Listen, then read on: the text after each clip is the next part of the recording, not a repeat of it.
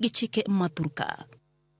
Kwa dhi mbele nyakoro mga juang pek mar ngima pod en midhiero mamedo di oganda Jokenya. Ma en kaluwore kod duoko mar nondo mar kambi mar Infotrak moyango ni 73% mag Jokenya pek mar ngima sani obembo kendo gionge kata kaka ginyalo konyore. Nono bende okone pek mar ngima omedo dang'ni mag paro e kind oganda kamoko bende chuno mondo mi oti odiochieng' gotieno ma onge kod yweyo. Jafwambo mara George Bati ntiere kod ler motenre kod nonro motim kod Infotrak. E duoko mar nonro moyango ni pek mar ngima pod odi oganda Jokenya kata 73% guonyore gi pado.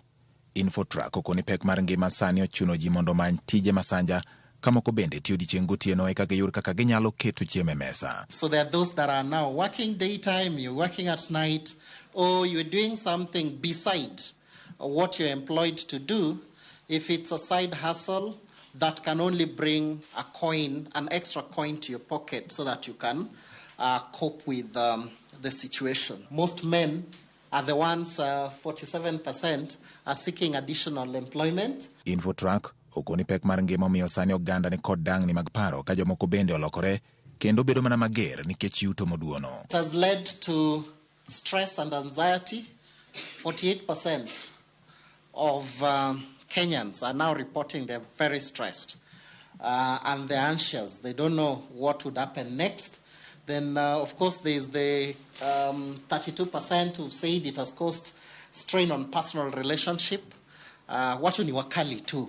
Kagiyango ting' mar piny owacho, kambi nonrono bende okoni piny owacho mamalo kod mag counties ne ojolo oganda Jokenya ahinya e kinde midhiero mag pi oula kendo mani ofungo pek mar ngima ne ji manoyudo kony. County and the national government, they've been providing food rations in various parts of the country.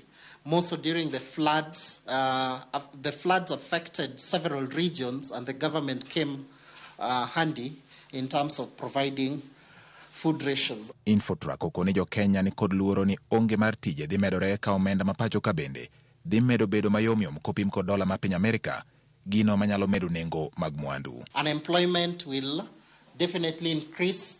The dollar exchange rates against Kenya shillings would increase. We've witnessed this. And of course, 51%, as of the time we were doing this survey, thought the cost of energy would increase. Kata obedo ni piny owacho medo singo fungruok mar ngima kod chugo thuolo mag tije, duoko mar nonro mar Infotrak ewi chal mar ochumi mathurka onyiso ni Jokenya nyaka med mana tweyo kanda. George Bati, Ramogi TV. Wadhi mago mag somo kama jagoro mongirore migawo mar somo Belio